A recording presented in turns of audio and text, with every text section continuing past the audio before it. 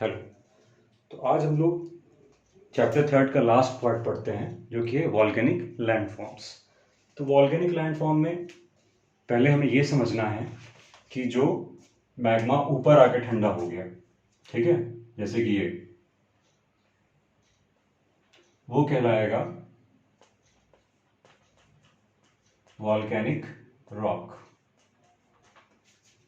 और जो अंदर की ओर ठंडा हुआ, ये सारे अंदर की ओर ठंडे हो रहे हैं, रॉक बन रहे हैं, तो वो कहलाएगा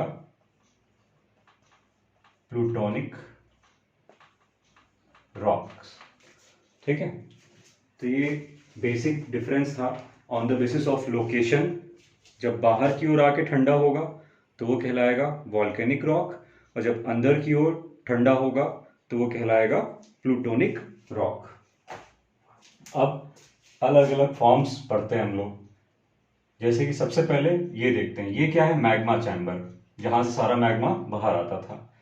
अब मैग्मा चैम्बर में जब अंदर की ओर ठंडा हो जाए, सॉलिडिफाई हो जाए, सॉलिड में कन्वर्ट हो जाए, तो वो कहलाएगा बैथोलिथ। ठीक है, यहां पे अंदर की ओर ठंडा हो गया है मैग्मा चैम्बर ही में ही।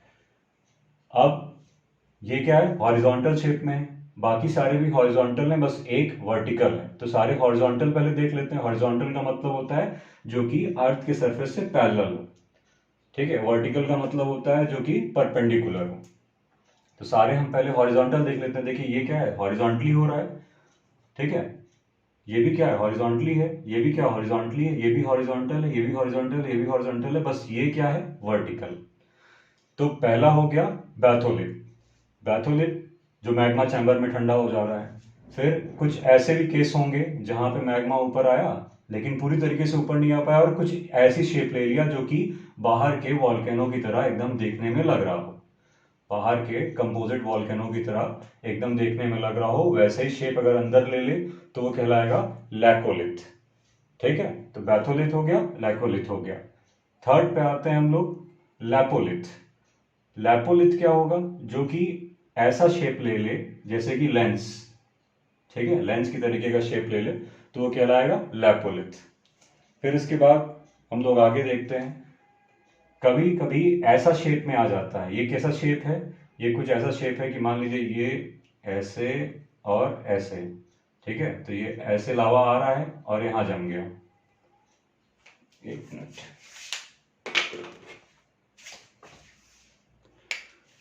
मान लीजिए ऐसे लावा आ रहा है और ऐसे आ रहा है, ऐसे इसको जगह मिल जा रही चलने के लिए वेव की तरह। पहले यहां जम गया और फिर यहां जम गया। तो ऐसा जब स्ट्रक्चर क्रिएट हो तो वो कहलाता है पैकोलिथ। ठीक है, तो तीन चार हमने पढ़ लिया, बैथोलिथ मैग्मा चैम्बर में, लैकोलिथ जो कि वॉल्केनो की तरह देखने में हो, और लैपोलिथ जो कि लेंस की तरह देखने में हो, और पैकोलिथ जो कि एक वेव की तरह चल रहा हो। फिर जो एकदम सरफेस के एकदम हॉरिजॉन्टल हो तो वो कहलाएगा सिल। ठीक है, अब जैसे सिल है तो ये काफी थिक है, लेकिन इसी का पतला अगर पार्ट बने तो वो कहलाएगा शीट।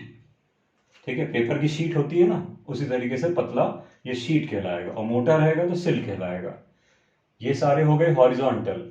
अब एक वर्टिकल फॉर्म है जो कि सीधी सीधी खड़ी है। वो सारी अगर ठंडी होने पे जम जा रही है तो वो कैसे जमेगी, एकदम सीधा सीधा खंबे की तरह, दीवार की तरह जम जाएगी, तो वो कहलाएगी डाइक। ठीक है, तो हमने क्या समझा आज कि वॉल्केनिक लैंडफॉर्म्स अगर लोकेशन के हिसाब से देखें तो बाहर आने पे वॉल्केनिक रॉक बना देते हैं, और अंदर ही अगर ठंडे हो रहे हैं तो प्लूटोनिक रॉक बनाते हैं। प्लूटोनिक रॉक में पहले हॉरिजॉन्टल देखेंगे हम लोग, हॉरिजॉन्टल में बैथोलिथ जो कि मैग्मा चैम्बर के अंदर जम रहा है, लैकोलिथ जो कि वॉल्केनो की तरह रिजेंबल कर रहा है, बाहर जैसा वॉल्केनो बनता है वैसे उस तरीके का शेप आ जा रहा है, लैपोलिथ जो कि लेंस की तरह देखने में लग रहा है, पैकोलिथ जो कि वेव की तरह देखने में लग रहा है, सिल जो कि मोटा सा हॉरिजॉन्टली एक बेड की तरह बन जाए, और उसी का पतला अगर बने तो कहलाएगा शीट। ये हो गए सारे हॉरिजॉन्टल। और वर्टिकल में क्या देखा, डाइक। ठीक है, जो कि सिंपल वॉल की तरह स्ट्रक्चर सीधा सीधा दिखाई दे। होपफुली समझ में आया होगा। चैप्टर 3 आज यहीं ख़त्म होता है। आगे हम लोग अब देखेंगे नेक्स्ट चैप्टर। Thank you.